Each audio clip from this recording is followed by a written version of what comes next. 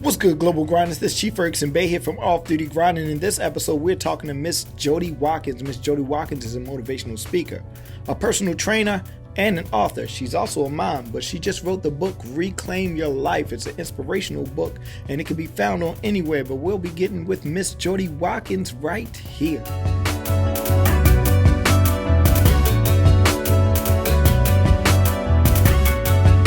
How you doing, Jodi? Hi, I'm doing well. How are you? I'm great. Thanks for coming on. Good. Thank you for having me. I seen some of your testimonials, so you out there changing lives, I see. That's what they tell me. That's what they... I don't take all the credit, though. There's been a lot that goes into it. Oh, that's all good. Tell us a little bit about yourself and your time in the military. Okay. Well, my name is, like you said, Jodi Watkins. When I came into the military, I was Jodi Cheryl. So I'll just go ahead and throw that out there. I was not even expecting to get married at some point. I didn't even know what was going to come out of that. But when I joined the military, I was in a kind of a dark place in my life. I was young. When I graduated high school, I was living out of my car. And I had a cousin, I call her my big sister. We kind of grew up together. And we both had it pretty rough while we were growing up. So she's older than me. She's 3 years older than me. So she had moved down to Gainesville, Florida. Okay. And I'm from a small town right north of Jacksonville, Florida, just to throw that out there. So she was in Gainesville, Florida, and I went down there to visit her. And she said, "I know you need to get out of there, don't you?" And I said, "Yeah, you know it."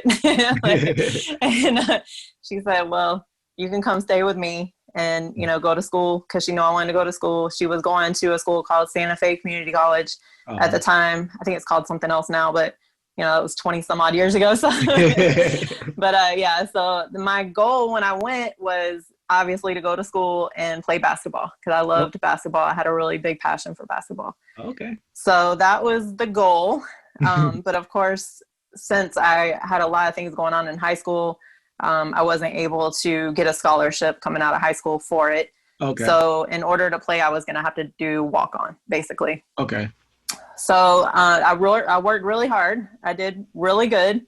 And the coach came back and said, "Unfortunately, I can only offer you a partial scholarship." Well, I worked 3 jobs and I was going to school full time. Yeah. And to play basketball full time on top of that there just wasn't any way. So I had to put that dream to the side. Yeah. But I continued going to school. It was kind of rough because I think that was, one of the biggest letdowns at that point, other than some personal things. But as far as, that dream that you have, I think that was the first one that kind of went down the toilet. And so that was, when you're young, that hits you a little bit harder. Right. When your goals. Yeah. Exactly. Yeah. So, but I did continue school. There was a lot of things that happened during that time, a lot of learning experiences, mistakes made. And so I wanted to continue going to university. I got my associates in sports and exercise science. Okay. So at that time, I already was, I was kind of into fitness. I never really learned how to work out until I got to college. But we worked with an athletic trainer, and I was learning a lot, and I really enjoyed strength training. Right. I was learning how to do it for the first time in my life. So that was pretty cool. Yeah. And I just got really interested in it. So I started working at a gym. One of my jobs was working at a gym. So I would go in at 5:00 in the morning and help people kind of work out. There was some older adults, people that had, some other things going on, but we would just kind of bring them down the line is what they called it. They called it the line. Yeah. So we would just bring them down the line, show them how to work out properly and things like that. So that kind of started things out for me as far as liking helping other people. Okay. But I wasn't able to continue my education at that time just due to money. And I had gotten to some serious debt. And I said, well, this isn't going to work. So my mom was actually living at that time. She was living in my grandparents' old house, and she offered to have me move back up to Jacksonville. So she was in Jacksonville, Florida at that time. She had me move back up here, or offered it, and until I could get back on my feet. The problem was I hadn't lived with her since I was 15, and at that time I was 21. So she was still treating me like I was 15. Okay, yeah. And here I was working 2 jobs and, just had a lot going on. Yeah. But my car broke down. There was just so many things that happened. Right. And I finally just went to the Air Force recruiter. Well, I was in between, I'm not gonna lie, I was in between the Air Force and the Marines, actually.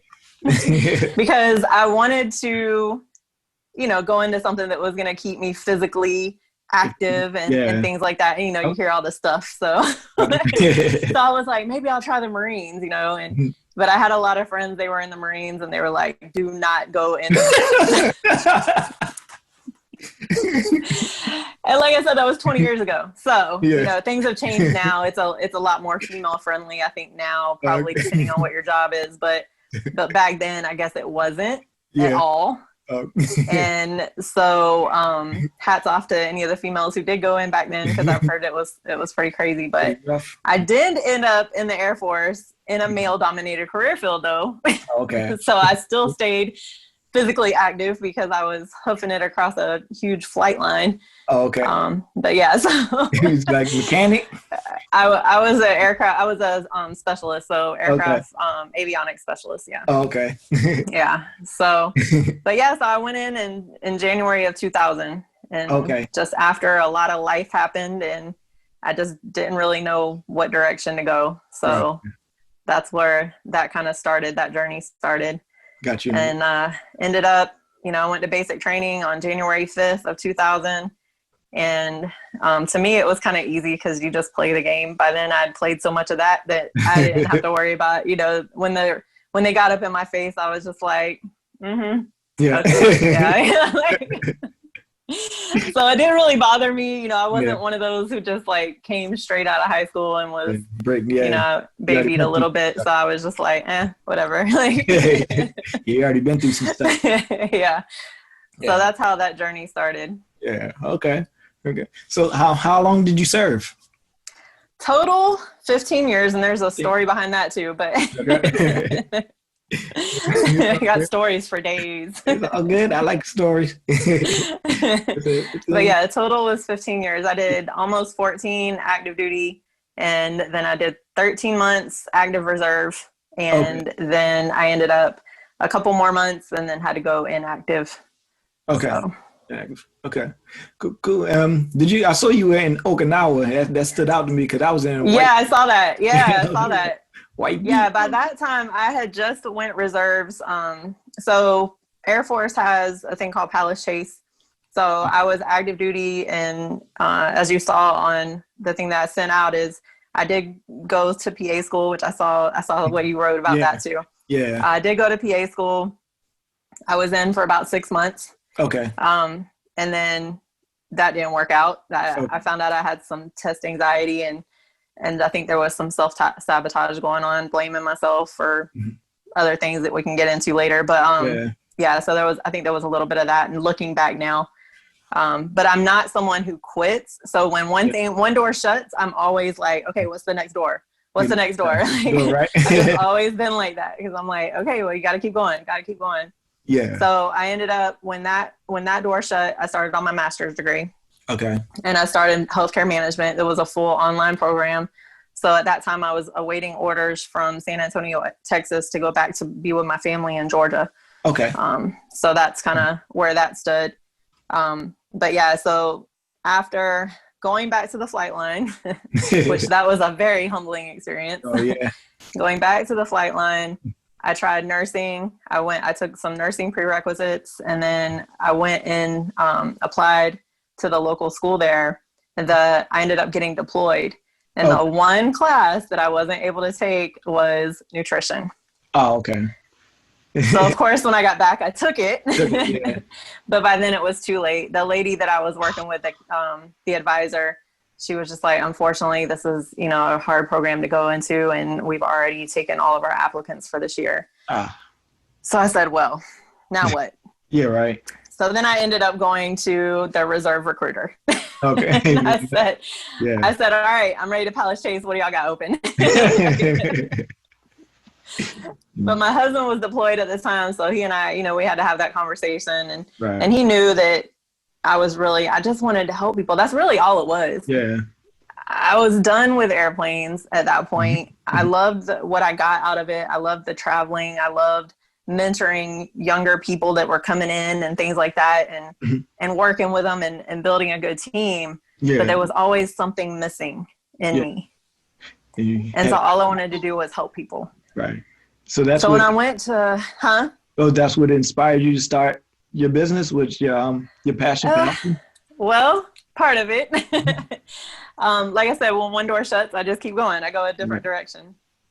So I actually, when I went to the reserve recruiter, they had medical lab tech open. Okay. And when I started reading up on it, I was like, oh, well, this would have been really good to take before I went to PA school, right? But well, okay, I'll just go backwards. And so I said, perfect. They had it open at the base that we were at. Yeah. Everything was lining up. Right. My husband was like, he was supportive because I was going to have to go. It was a 13-month tech school. So I was going to have to go to San Antonio again for a few months. And then they were supposedly going to send me to Florida because that was the closest base to where we were, to the Panhandle in Florida. Okay. So that was the outlook. But the night before I left for tech school, my car was already packed up. I was all ready to go. My husband received orders to Okinawa, Japan. Because they didn't have to place both of us anymore. They only had to place him. So as soon as I got out of active duty, he got orders. He got orders, yeah. Then you do the qualification, right? Yes. Yeah. Mm-hmm. So I contacted my unit that next morning. I said, hey, this is the deal. What do y'all want me to do? Because I'm supposed to leave for tech school today. Like, are y'all still want me to do this? Like, what do we want to do? And, and they said, well, what are your plans after? And I said, well, my family and we've been apart most of my daughter's life. And then, most of our marriage, we were apart. So I said, well, I plan on going, Right. So they were like, well, just go ahead and finish tech school and then we'll figure it out afterward. Okay. That should have told me something. But we figured it out, all right. Sounds good. Yeah, it did. Yeah. I came to find out that they weren't going to support me going overseas, working overseas. They wanted me to come back every month, which was at least a $1,300 plane ticket. And they weren't going to just, because I was like, well, what if I just come back once a year? Because we had a house there. So I was like, what if I just come back once a year, do all my training? And they said, no, because you're taking our slot. So we need you here every month. And I said, well, that's not going to work out. Yeah. Now what? So they said that I could try to find a different unit. So I kind of went through that a little bit. I found a unit actually out of Hickam. But then when I went to the Space A, the PAC Center, they said, well, as a spouse, you can only Space A, I think it was twice a year. Oh, okay. And they wanted me there every month. So I'm just like, all right, this is not lining up anymore. Right. So after trying literally everything, that's when I finally just said, all right, fine, I'll go inactive. What do y'all want me to do? Mm-hmm. So they sent me the paperwork and I officially went inactive. So that kind of ties into where I'm going with this. I was personal training. I was a certified personal trainer when we got to Japan. I got my personal trainer certification back. Okay. I'd originally got it in 2013, but because my tech school was so long, I kind of digressed from it. And then I ended up getting it back. So when we were in Japan, I was volunteering as a lab tech at the Navy Camp Foster, and at Kadena. Okay. So I was just volunteering though. Okay. And then I was personal training on Camp Foster, between Foster and Lester. So so those were the two Marine bases out there. For anybody that's not familiar with those, you've been out there, so there's 50 million bases out there. It's plenty of places they could have sent you. Well, the unit has to support it though. That's the problem. Yeah. Okay. Yeah. So, and my husband being Air Force, he was stationed on Kadena. Okay. So I was kind of in between all that. But of course, the volunteering wasn't paying the bills. Right. And since my unit wasn't supportive of me working there, everybody wanted me there. Kadena wanted me there. Mm-hmm. The Navy, they wanted me there, of course. But I was just like, okay, but there are no paid positions. Okay. And, I have bills. I'm still trying to pay off student loans. Like, there was a lot going on. So I was just like, okay, well, I'm going to have to go the route that is providing some income. And I enjoyed personal training too. So I was just like, okay, well, I'm just going to kind of go towards that. And things were really well. Like the first couple years I actually got back into bodybuilding. I had started bodybuilding during tech school. So that time that I was in the Panhandle of Florida, I did my first show. So that was fun. I tell you, when I pile it on good. Oh yeah. I'm like, oh, it's not enough that I'm a single mom in tech school right now because my husband's in Japan. Right. Let's try bodybuilding. Bodybuilding. That's how Jodi operates.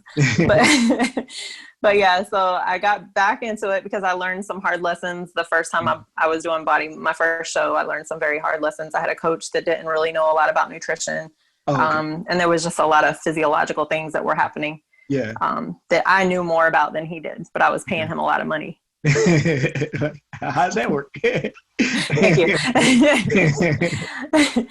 So anyway, fast forward, we get to Okinawa, our daughter and I get to Okinawa, and then, I was kind of getting to meet people. I'm a people person, so I don't have any problem meeting people. And then I just started picking up clients. I actually started with a Buku ad, because out there they had Buku. So I was just like, personal trainer for hire. And I posted it on Buku. I had one lady and she was in one of the other towns and she wanted me to come out. She had a fitness studio. So she had me come out there. And then I had another guy and he was a contractor. So I was just kind of doing it independently at that time. Okay. But then the word got out. Okay. And then I was working with about 10 people at one point. And I said, oh, I'm going to have to get contracted somewhere because I don't want to get in trouble for this. I'm very big on making sure I'm doing things correctly. Like you were saying earlier about the legal statement, legalities of things. Yes, right. I was like, here I am on an island. I got to make sure I'm doing things correctly. I don't want my husband to get in trouble. I wasn't currently in. So, it wasn't going to be a repercussion on me. It was going to be a repercussion on him. Right. So I was like, well, I don't want that to happen. So I ended up going through and getting contracted through Camp Foster. So I was actually a personal trainer on Camp Foster at that time. Yeah. Okay. But I was doing nutrition coaching too. So I'm really big with flexible eating. So I don't like to do meal plans. I don't believe in diets. Okay. I want people to learn how to fuel their body. So I always call it fueling your body. Because at the end of the day, if you don't have enough fuel, you're going to crash. Right. Just like your car. Right. So that's kind of what I'm big on. So I actually started doing some of that on the side. Okay. And what happened was I had so many people who wanted to work with me, but a lot of them were active duty. But I needed to be available as a mom too. Oh, true. And so I could only really work while my daughter was at school. Okay. So I was like, well, now what? I have people that want to work with me after hours, but I'm not really available all the time. So I had a friend, he's actually here in Jacksonville now, he's Navy, and he was using a platform called Trainerize. And he said, just, check it out. Yeah. He was like, check it out. See what you think about it. It's an online platform. He knew that I was really big on having videos and actually, so that way people could learn.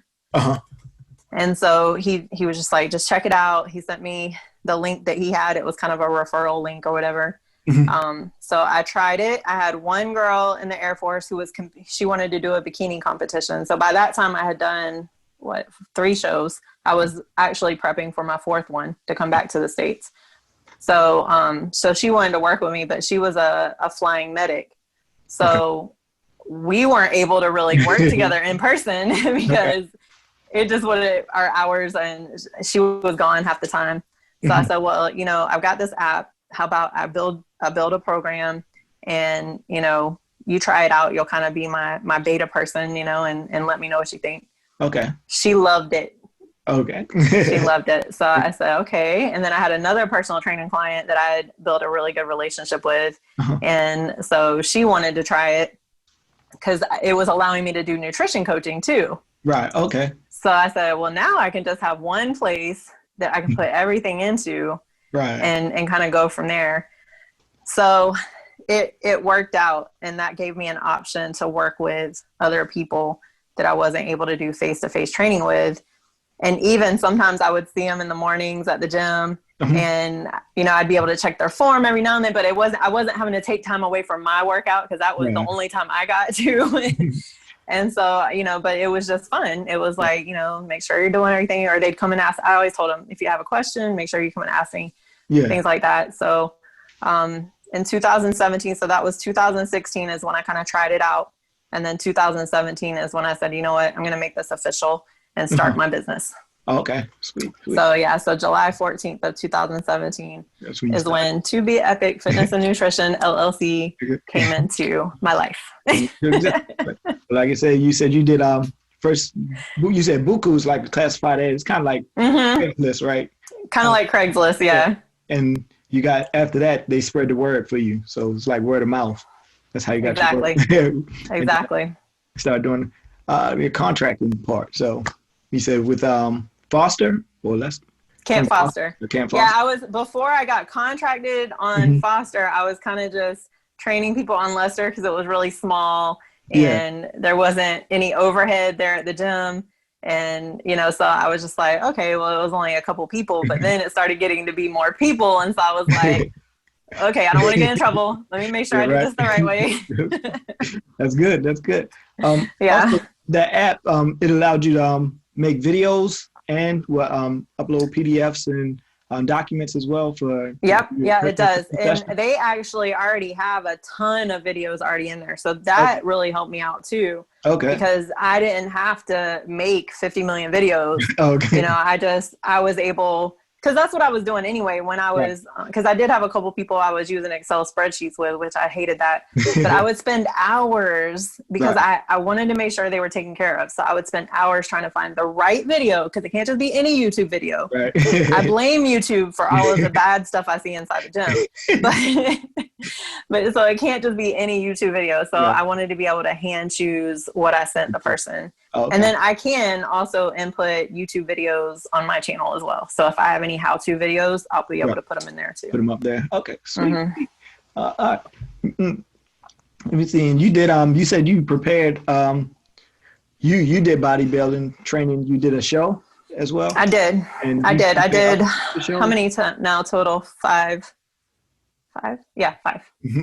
So, is it a lot different personal training for everyday folks than it is for people training for the stage?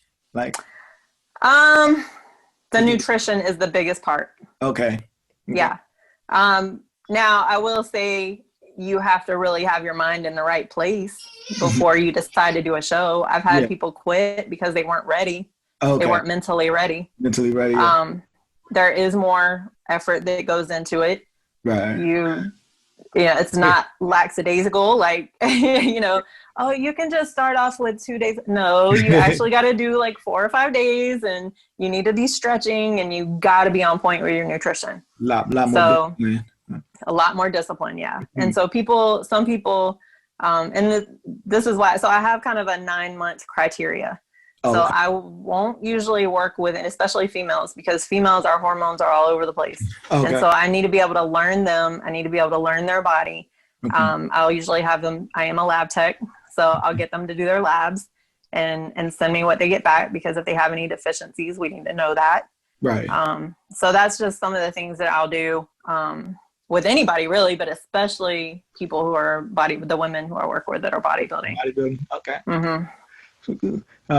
I saw online that you said you had some setbacks. You talked about a lot of your setbacks, some injuries and stuff like that. So I think we hit on. I think you hit pretty good on those. But how'd you overcome those? The setbacks or the injuries? Because I'm still working on. I still have disability, and I have another one going on right now. So that's all mindset. Yeah, mindset. All mindset. I'll be honest with you. Up until really last year, I called myself. Well, now that I'm aware of it, I call myself a professional suppressionist. I was very, very good at compartmentalizing things. Okay. And putting them back. Something would happen, whatever, goes to the back burner, right? And deal with it. The problem with that is when you don't deal with any of it, right, it's going to surface eventually, whether that's in your relationships with people, which that was mostly my issue. Yeah. And, your trust relationships, being able to form relationships really, Right. You know, because you think that I was always really one of those people that I always thought that I was mentally tough. Mm-hmm. But in all actuality, my subconscious mind, and I started doing a lot of research on this last year, was all over the place. Okay. I'm not worthy. I'm never going to get anything good in my life. This is just how my life has been. Yeah. Those kind of things that were surfacing. Right. And when you start thinking like that, you're not going to accomplish anything. Right. Positive. It's just not going to happen. You're not allowing yourself. Yeah. Yeah. So, well, my husband, when we left Japan, when I say about the relationships and things like that, I was very closed off even with him. Okay. So, but he stuck around. But we did kind of parted ways when we left Okinawa. He went to New Mexico. He got stationed in Albuquerque, New Mexico. And then our daughter and I came here to Jacksonville, Florida. Okay. And at that time, I didn't really know what was going to come about with us. And I knew that I needed some time to just figure myself out, to be honest. Yeah. Yeah. Very important. Yeah. Yeah. Learn yourself, right? Yes. So there was a lot of things that I learned the hard way. And that's most of my life, but those are the ones I remember. So anything that I learned the hard way, that's what I remember. Okay. And I'm able to share that stuff now. So that's good. Yeah. I get it. It's all mindset. Yeah. One of my favorite quotes is, experience is the best teacher, but it takes, you don't want to learn from experience alone. So very true. Very true. It's good to have people in your corner too. Right. Which I'm allowing that now too. So good people, not just anybody. You got to make sure it's the right people. And I think that was a big thing for me too. Cause I just, I wanted to help everybody, but in all actuality, I can't help people who don't want to be helped. Yeah. Okay. Yeah. Yeah. Yeah. I was just like with me, if I have a wall up, it's not going to matter how great that mentor is. Right. If I'm not ready to receive the information, it's not going to get through. Right. I tell people also you're thinking, like you're saying, when people start saying they can't do stuff, that's the reason why they can't. You can't do. You don't say that. That's self-defeating thinking. Exactly. Yeah. So do you think positive thinking has an effect on your physical body? Oh, without a doubt, 180, 250%. Yes. You think it works the other way around too? Like physical training has a benefit for your mental health? They work together? Definitely. I will say, because last year was really when I started kind of my spiritual journey too, and I know we'll get into that eventually, but it was before that, my sanity came from exercise. Okay. Right. And then, so I got injured back in 2018, and at first it took me out, mentally, it took me out. I was laid up. I wasn't able to really do anything. I had just went from doing my first powerlifting competition at, almost 40 years old and just feeling really good and strong. And then literally 3 weeks later, here I am with my good knee with 2 tears that I didn't even know existed and couldn't even move. I was laid up. So that was very, what? So after about a month of being in my feelings, which is what I'll call it, I started listening to things. So at that time, I'm still with a supplement company, a very good quality supplement company called First Form. I don't know if you've ever heard of them, but at that time, their CEO had a podcast, which he still has one. Okay. And so I started listening to it. And some of the stuff he was saying, it's an entrepreneurial podcast. Yeah. And I really it woke me up. It really did. And he had partnered with another guy. So that's Andy Frisella. And then he had partnered with another guy that you might know, Ed Milet.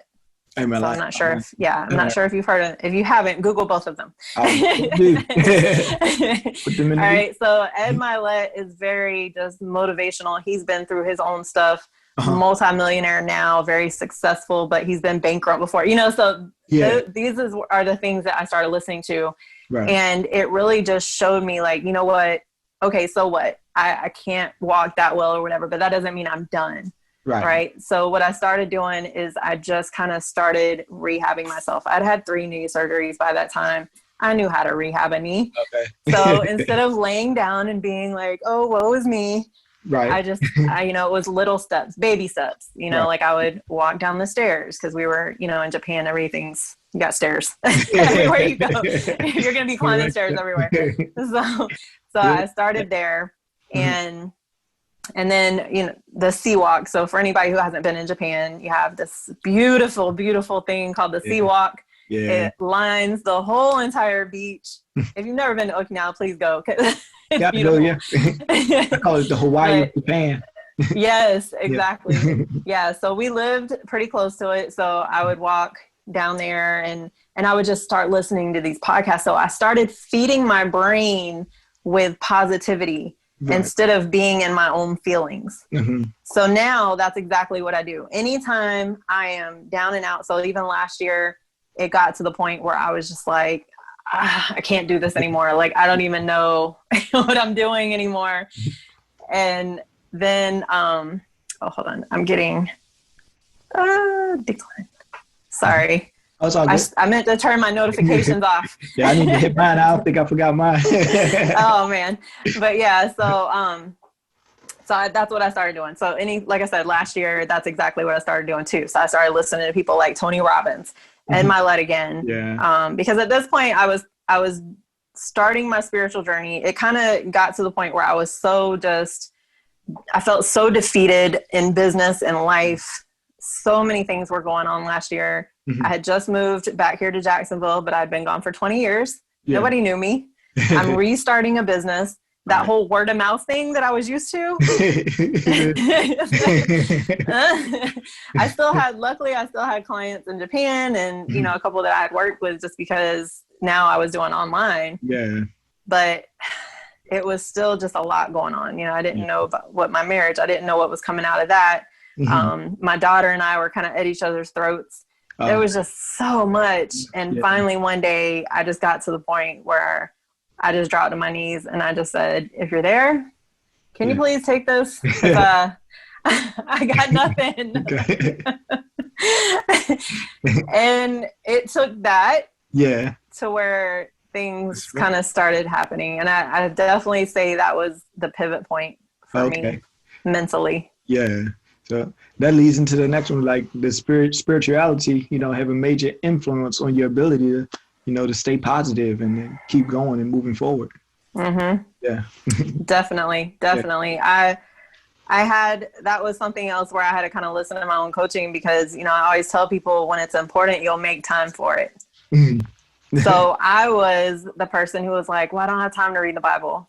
Mm-hmm. No, like, wait a second. And then it really just, I was in church one day and the pastor actually said that. He was just like, you'll make time for what's important. I said, oh my God, you sound just like me. And then I was just like, wait a minute. It's the same thing, just a different subject. Right. So I started structuring my mornings a little bit differently.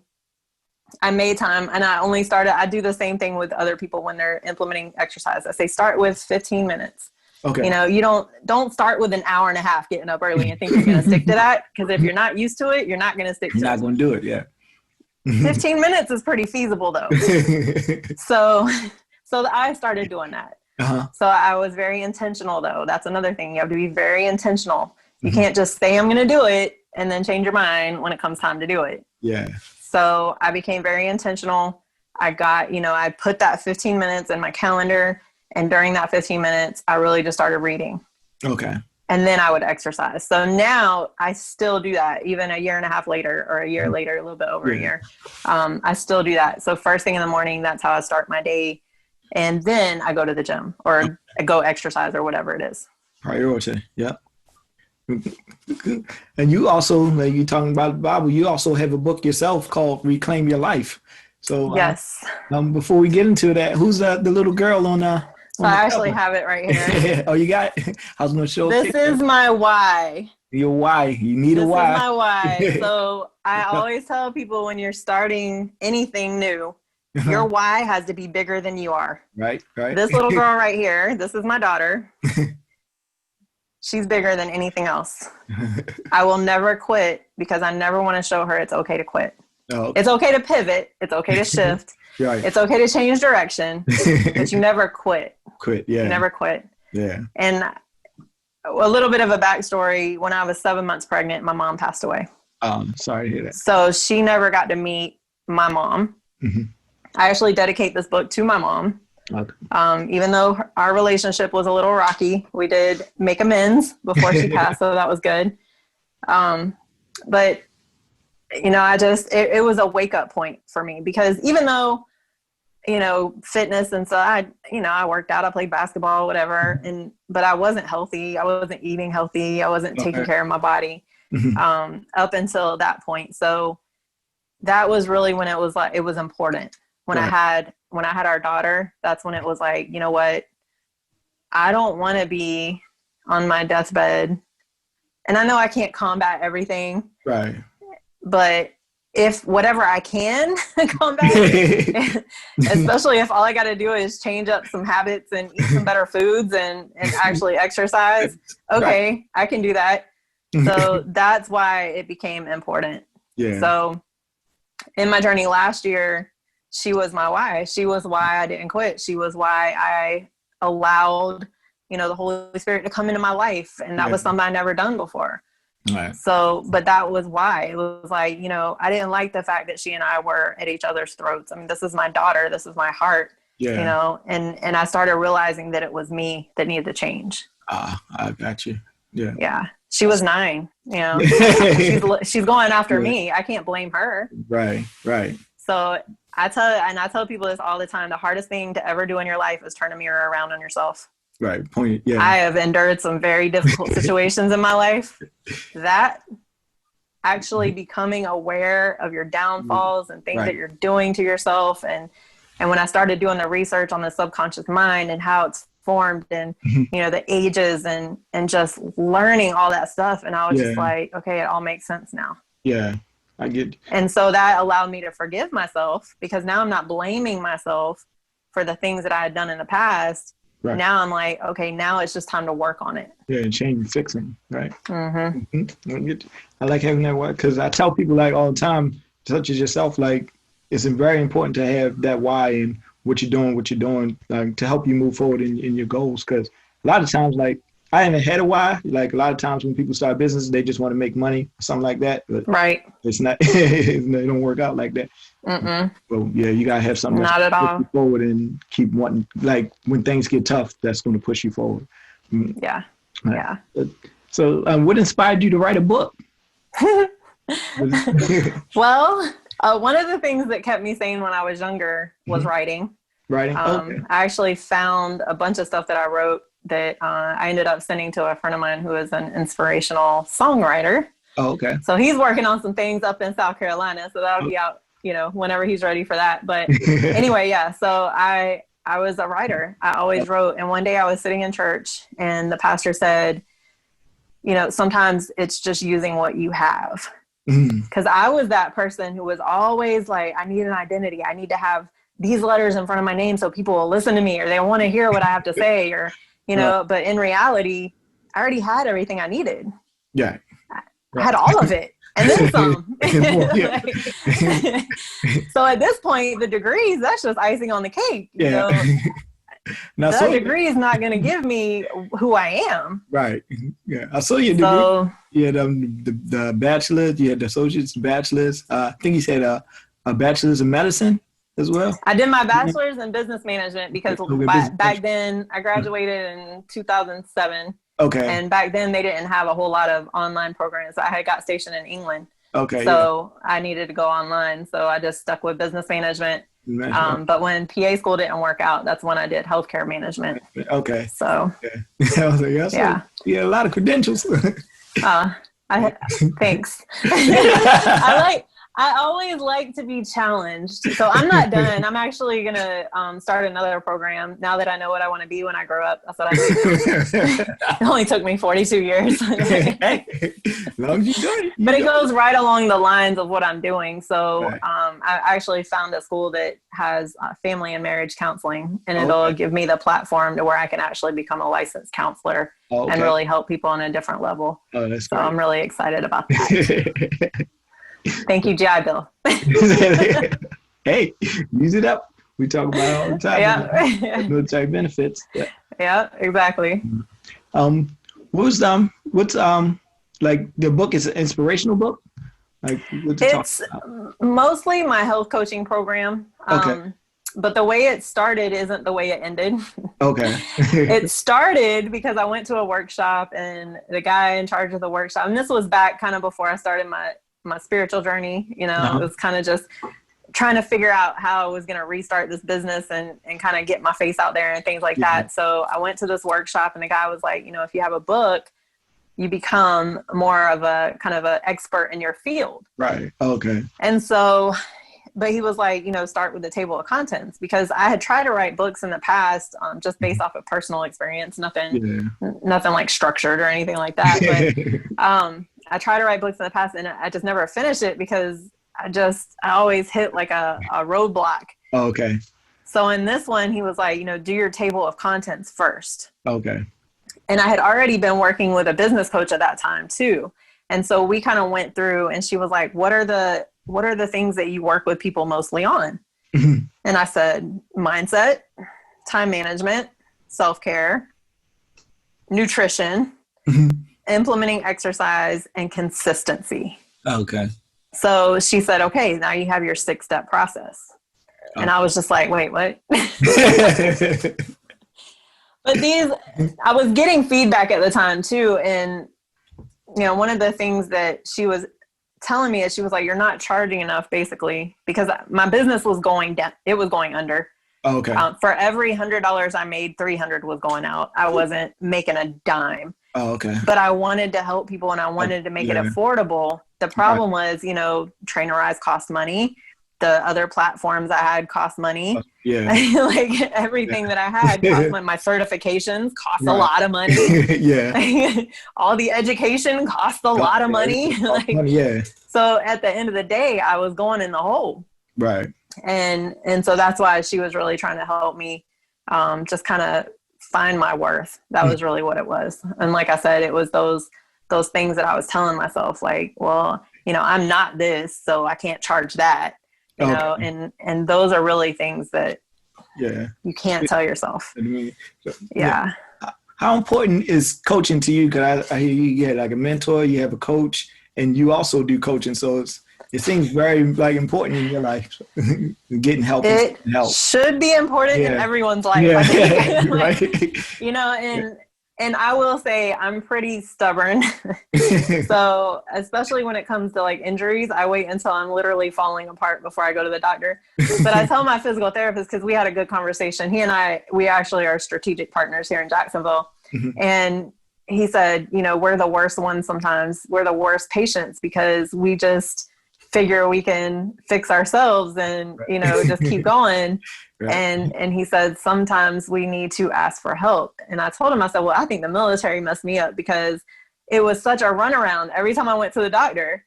Oh, okay. And I had 5 surgeries, and one time they sent me to physical therapy, and it made it worse. And I was just like, so I don't go to the doctor unless I absolutely have to. You have to.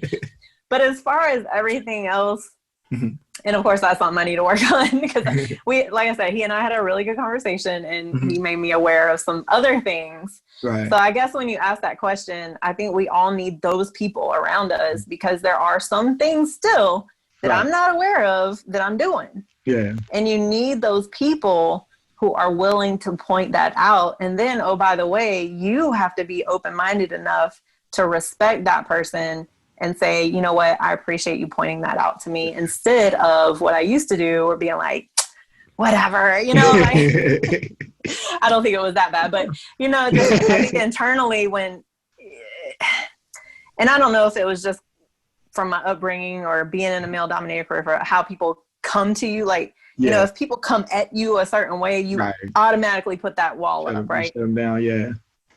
So what I had to learn was people are different, right? So I can't necessarily put a wall up if someone says something because, you know what, they might be right.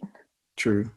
So then it's that trying, you know, figuring it out, like, okay, is this person correct about what they're saying? And then doing a self-evaluation. Yeah. Okay. So, but I think it is super important to have mentors and coaches, especially as a coach, Right.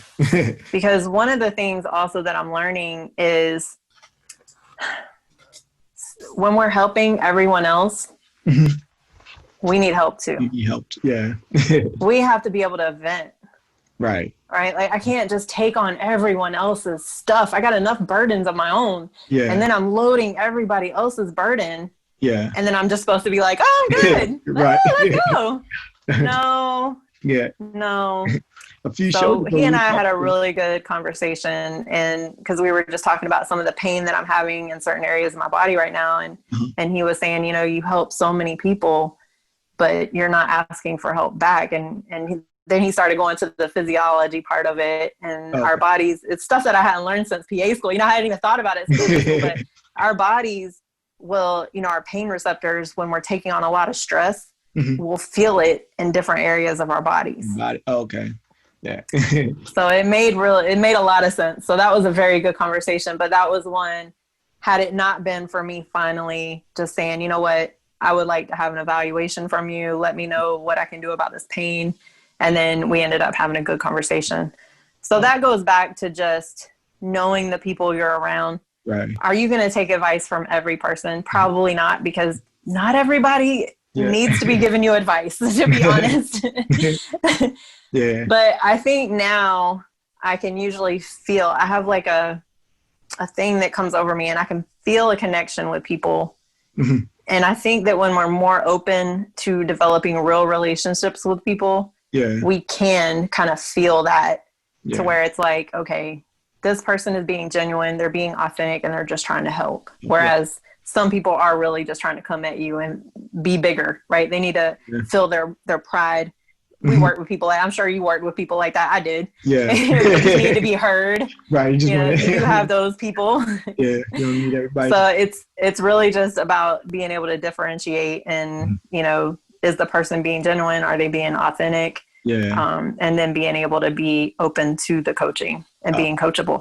Yeah. I talked to mental health counselor like a couple shows ago, and she was saying also that as a mental health counselor, she needs someone to talk to as well. But also, I always think about like placebo effect and like I heard of a nocebo effect. You got mind your circle, because some people can give you positive thoughts and stuff like that, but also the negative thoughts that people give you too, that they're telling you that you can't or that you shouldn't, that can have an effect on, you know, your mental state and what you push for as well. So just got to mind your circle. Very much so. Yeah. I mean, I had a lot of those people back in the day. And I think that's probably why I was saying it to myself, you know, and just not believing that you could really accomplish some of the things that you wanted to accomplish. But I tell you, especially my daughter's 10 now, and she'll be 11 in December. I never want her to feel like she can't accomplish anything. Right. So I tell her, I'm like, you know, if that's something that you want to do, I don't care whatever she says it is. I'm just like, okay, well, you need to put a plan in place, and okay, go for it. You know, it takes practice. It takes hard work. You got to put some effort into it. Yeah. But that's what you really want to do. Go for it. And I do tell her all the time, don't worry about people who tell you you can't do something. Right. Don't even listen to them. Yeah, have a negative effect. So where can we find your book? You can find it anywhere. Anywhere. Yeah, I actually went through a publishing company for this one. It was my first one. It was very important to me. So I just kind of took the plunge and went through a publishing company, but they have it on all book platforms. So you can actually Google Reclaim Your Life, Jodi Watkins, and you can order it off anywhere. I found out it's actually available in Denmark, Amazon, UK, Amazon. But, you know, Barnes and Nobles, Ex Libris is the the publishing company, so it's on their site. And then it's actually, if you go into the store of my website, you can get a signed copy. Okay. So for people who want actual signed copy, because I did have some people that were requesting that. Yeah. So I was finally able to purchase them in bulk. And so now I have some. So when people, because it does mean a lot. And I am really big on those relationships. So when somebody supports anything that I'm doing, I really, I'm always making sure I do thank you cards and, I appreciate you, and just letting them know, I wouldn't be here if it wasn't for you. So thank you. I'm going to go get me one of those. I want to get one of them signed copies. All right. You just got to go. Yeah. It's on the store of my website. Will do. So there's a coaching program and then the book, and you'll be able to tell because the pricing is way different. You'll know which one's the coaching program, which one's the book. I got you. You also have a podcast as well called Breaking Barriers Now. Yes. That was actually started through the pandemic. Oh, okay. And I wanted a way to kind of bring other entrepreneurs or people on it really, and just kind of showcase other people. Because I'm always really big about team and community. So I don't want it to be about me all the time. Right. So that's kind of how it started. And then it kind of faded off because then the kids ended up out of school and I was juggling a lot more. Yeah. And so, and then trying to get guests on in time and stuff like that. So I think I was just like, okay, this is one thing that I can take off my plate for right now. Okay. So it kind of faded off, and then it ended up coming back like it was meant to be. And I say that because the person who was on it with me is just a phenomenal woman that I met last year. And when I met her, we both had these masks on that you would have never known what was going on inside. Right. She was homeless at the time with a 6-year-old. True. But when I met her, I would have never known that. You never known. Never known. And I was going through kind of like my depression state, trying to figure things out and all that. But of course, that's not something that I don't just go out like, I'm depressed. Nobody does that. Maybe people do. I don't know. Right. I don't. So she and I met like that. And then as we got to know each other, we started learning each other, and we just had this crazy connection. And so she, in the midst of her situation and what she went through, she started a nonprofit called Transitioning Queens. So she and I are actually partnering now. But it's because she went through a lot in her last relationship, and her ex actually kicked her and her daughter out. And that was his daughter too. So who does that? Yeah, right. But yeah. But yeah, it was a domestic violence relationship, and there was just a lot going on. So when I spoke to her, I was like, because we were both talking about just getting our stories out more and, just letting people know like who we are. Why did you start this nonprofit? Because I told her because she's trying to get it up off the ground, getting donations and things like that. Yeah. And I said, well, you're going to have to be real. You're going to have to tell people who you are, make people want to support this. Right. And while I was telling her that, I said, well, you know what, how about we start the podcast back? And we can be co-hosts or whatever. Right. So that's what we're doing. So I started it back, and I'm actually getting someone to produce it starting next week. Okay. Actually this Friday.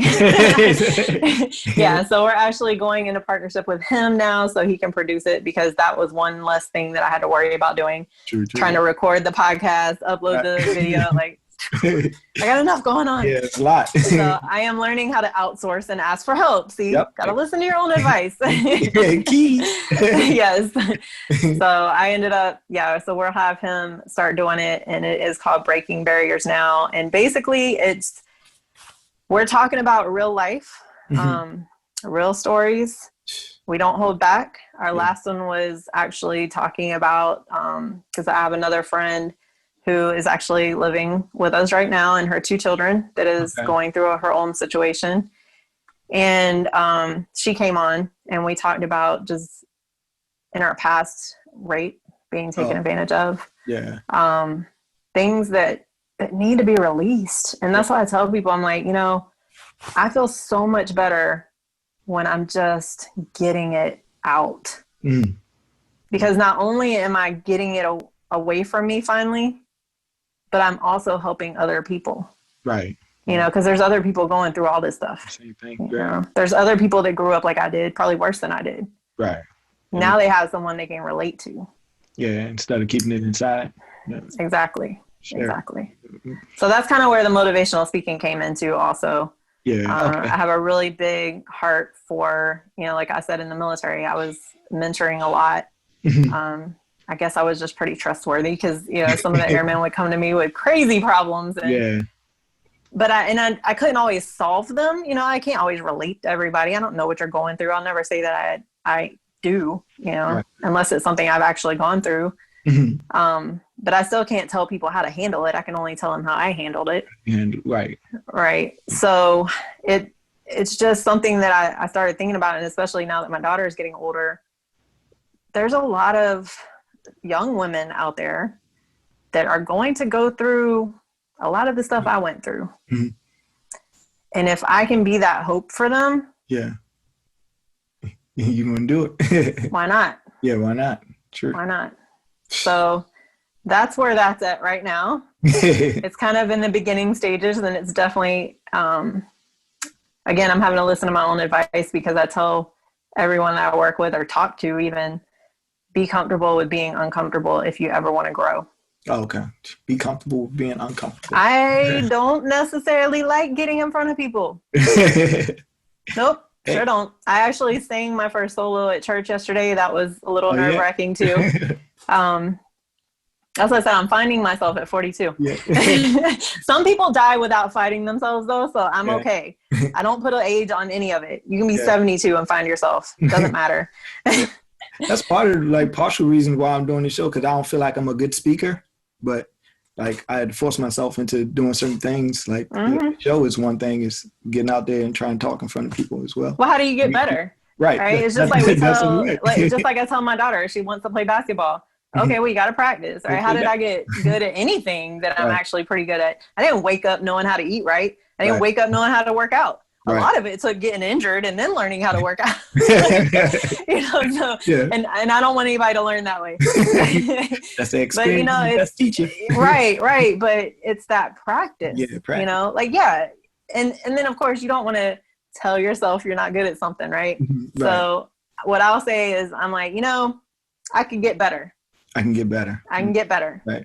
So the only way to do that is to keep putting myself out there. Like I didn't have to sign up to come out here and talk to you, right? Right. I could have been like, I don't know. He might think I'm like not. Who cares? Who cares? Go with it. You just gotta go sometimes. And I came across it. I said, you know what? I like what he's doing. I'm gonna support it. I'm gonna sign up and see what happens. And here we are. I believe like we're creatures of habit, or people of habits, and the more you do something, the better you get at it. So you want to get better at something, just do it. Do it again. And health is the same way. You know, I didn't wake up learning how to track my foods or learning how to fuel my body or what I needed or any of that. Right. And then especially trying to figure it out for somebody else, that's a lot. Because everybody's different. Nobody gets the same stuff. Right. You know, so everybody's different. But the good thing about the flexible eating aspect of it is not only does it teach people where they might not have been getting the proper fuel before. Okay. But it also is something that they can share. So now it's duplicatable. I can't give somebody a meal plan. They can't share that with anybody else because that's not going to work for anybody else. Everybody's different. Yeah. You know, but if I'm teaching someone how to become aware of what they're eating, now when somebody asks them, well, what are you doing?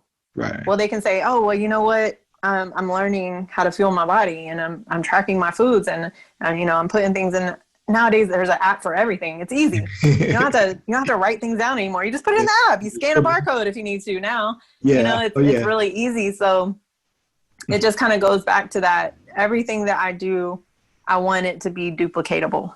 Okay. Yeah. I want people to be able to share it with other people. Yeah. And then, of course, if the other person says, you know what, I want to learn more about it, then guess what? They come to me. Yeah, exactly. What other resources are you reading that or watching to help you grow or help other people grow? And I think you already hit some Ed Milet. Yeah. Ed Milet, he's a big one. I actually, though, the biggest one I think that helped me out, especially with business last year and how to conduct business in the spiritual mindset and spiritual growth as well, was one called Kingdom Driven Entrepreneur. Kingdom Driven? Kingdom Driven Entrepreneur. It's KDE is the acronym.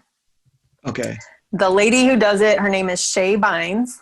So it's SHAE BYNES.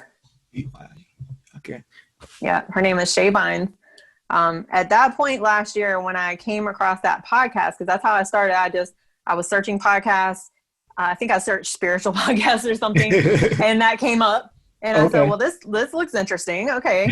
Come to find out, they had the podcast for like 4 years. But of course, that was the time that I was either in school or overseas. So I didn't get that information, you know. And so I just started listening to it and how they were incorporating businesses and entrepreneurship, partnering with God. Right. And I said, well, this is a new concept. How does this work? So I just kept listening. So every morning, we got a dog by that time. My daughter and I got a dog. My husband was still in New Mexico at the time, but I had to walk the dog every morning. So every morning I would put my earbuds in and I would just start listening. And I just kept listening. I didn't stop. And then I found out they had a mentorship program. So I went through that mentorship program. And it was just amazing. I'll check it out. It was amazing. But as far as books, there's one called The Power of Habit that was really good. Gotcha. Last name of the author is Duhigg. Duhigg, I believe. And I think that I talk about that in my book too. So it's actually in the resources of my book. Okay. All the books that meant a lot to me last year are in the back of my book, because most likely I took like a little excerpt out of it. Yeah.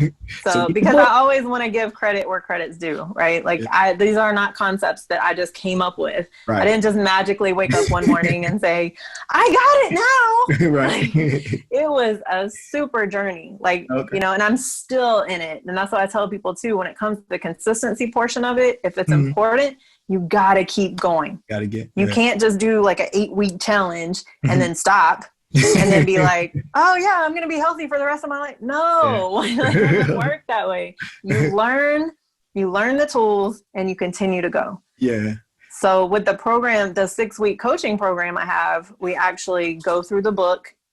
And they get all the tools. They get to use my coaching app, the Fitness and Nutrition. They get to use that, and then they just continue. And at the end of the 6-week program, they have the option to continue working with me, or even just having access to their fitness programs or nutrition programs or whatever they want. So, but yeah, because the consistency is huge. You know, you can't just work on something for work on my business for 2 months and then, oh, it's good now. No, not at all. Yeah. So that consistency thing is just, it's really big. Right. Yeah. You gotta keep doing it, because as soon as you stop, that's everything. Forget about it. It's everything. It's a short attention span. People have short attention spans these days too. So as soon as you stop, that's it. You're done. Yeah. Well, and that's why I say it's good to challenge yourself, right? Like I get bored easily, but that's what I love about this. I'm always working with different types of people. Like I coach someone with PTSD. And then, you know, I've worked with people who were coming out of depression. Well, guess what? I was there. And, you know, it's just a really amazing feeling knowing that you had some kind of, even if it was just a little minute little piece of that person gaining some kind of positivity in their life, it feels really good. Yeah. Okay. What would you like to say to people that's trying to, build a business or, follow their dreams and follow their goals? What would be one thing you'd say to them to encourage them? Well, one of my words for 2020 was patience. Patience. I did not start out with a lot of patience. I went too quickly.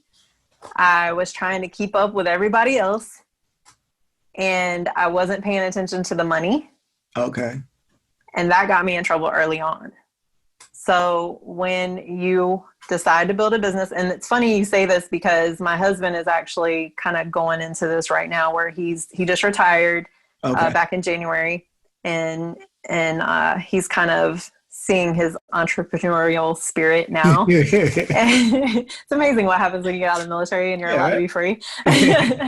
but he's kind of seeing it, and he was one day he was just talking and he was just like, yeah, I think I'm going to apply for a business loan or something like that. And I was just like, I don't think it's a good idea for you to go in debt before you start. Okay. And that's something that I learned after the fact, though. So I'm in debt and I'm trying to get out of it. Right. But if I can help someone else not start out that way just by using exactly what we've been talking about with the experience thing. Yeah. But it was interesting because after that conversation, he was like, you should have put this in a YouTube video. You could do business consulting. And I was just like, I didn't really think about that, you know? So in that, you know, that was a couple months ago. And so now, you know, I do have people asking me for advice, like, hey, how did you start? I did a workshop on what the difference is, especially for personal trainers or anybody in services. Like, what's the difference between an employee, an independent contractor, a sole proprietor? Oh, yeah. Why form an LLC or stay independent? Like, I did a whole workshop on that. Okay. Who knew? So that's that whole thing is like, you know, once you get, I tell people all the time, I had someone ask me this. He said, what changed for you? And I said, I moved out of my way. Oh. Get out your own way. I moved out of my way. Right. I don't close doors that I feel should be open anymore. Get you. You know, I have different streams of income coming in. I don't rely on one thing anymore. True. Because I've done that plenty of times. So I'm really big on multiple streams of income because if I can refer someone to someone else and get a little piece of that just because I'm referring them and I work off of word of mouth. Right. That's a no-brainer. Right. So I do have a couple people that I have one company and then two companies that I'm working with as far as that, where I'm just basically kind of a referral. Yeah. I got the information. I know I have some knowledge. One of them, I use the products on a regular basis and I love it. My daughter loves them, you know, and so it's just got to be stuff that provides value though. But that's what I tell people. Don't put your eggs in one basket and always be patient. Have some kind of outlook. You know, we can't plan for everything. Yeah. And even now with what I'm doing, I really don't know what's going to come out of it, to be honest. It's probably going to be a lot bigger than Jodi Watkins' brain ever fathomed. Right. But I'm open to that now. Yeah. These are things I wasn't even thinking about before. Right. You know, especially partnering with a nonprofit. Yeah. Having a podcast. Right. All those things. Like, I wasn't even thinking about that. Yep. But it's all just coming because I'm open to it now. Right. I'm not shutting doors. Right. So between patience and knowing when to open the right door. Okay. You're giving a lot of great advice, a lot of great information. So where can people find you? That'll be $250. No, I'm saying.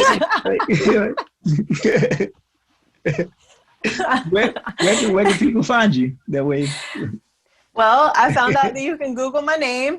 And find me there. I'm Googleable. And then I actually, you can Google my business. So To Be Epic Fitness and Nutrition LLC. And that's 2BEPIC. I used to always tell people to be epic and that was taken. So I put a 2 in front of it and I said, okay, this is going to work. So that's another thing. If you're going into business, put a little bit more thought into the name. But it works. I did tell a good friend of mine the other day, because, well, she's the one who founded Transitioning Queens. And I guess people had like some, you know, things to say about that because it could have another meaning nowadays. Okay. Yeah. Okay. It's not something that most of us are thinking about, but that's what someone brought to her attention. And she was kind of worried about it. And I said, girl, do you believe in that name? And she said, yeah. And I said, don't change it for somebody else. Because one thing I found out is it doesn't matter what I name my business. If I believe in it, right. Everybody around me who believes in me is going to believe in it too. Yeah. So that's why I told her, I was like, don't let people transition you from what your heart, where your heart is at. And you educate people on what that is if they need it. Like, exactly. So that's why in the podcast we talk about it. And we just, you know, we make sure that we have everything we talk about whatever comes to mind. We've talked a lot about her relationship, why that nonprofit even came about. And we'll be on the 5th episode this week. So yes. But I appreciate you for coming on. Yes, thank you. So we got Miss Jodi Watkins from 2B Epic. She'll be on 2beepic.com. Well, 2beepicfn.com. Yeah, the fitness and nutrition part. You can't forget that part. And you can also find her on IG at Jodi Watkins Inspires and 2beepicfn on IG. Yep, that's the Instagram pages. Mm-hmm. Oh, yeah. And I just want to acknowledge you as well, because, a lot of people that come out of the military, they're just kind of lost. I was for a little while. And I think sometimes we go through those little stages, but, you're finding what you love, and it's just about finding that passion and what drives us every day to get out of bed. Yeah, so. I appreciate it. Yeah, no problem. A niche. Trying to find my niche, trying to get in it. Yeah. Where you're doing it, one foot in front of the other. That's all that matters. That's all that matters. Just gotta get started. But I appreciate you for coming out. Thank you. I appreciate you too. All right, that was Miss Jodi Watkins from 2B Epic Fitness and Nutrition. She's also written a book, Reclaim Your Life. So I thank you, Miss Jodi Watkins, for coming out, speaking with us, chatting with us, and spending time with us. So we really appreciate you for coming on. Also, I thank you guys for watching. All right, if you really like what you've seen, please give us a thumbs up, like, comment, subscribe. And if you want to learn more, or is there anything particular you want to know, reach out to us and let us know. Chief Ferguson Bay, chief at offdutygrind.com, or you can just go to offdutygrind.com. But also, always like, comment, subscribe, give us that thumbs up. All right, and also hit that notification bell. That notification bell will notify you guys of when we post a new video. So again, appreciate you guys. Thanks for watching. Also, if you know anyone that wants to come on, or that you think would want to come on and be a special guest, just have them reach out to us.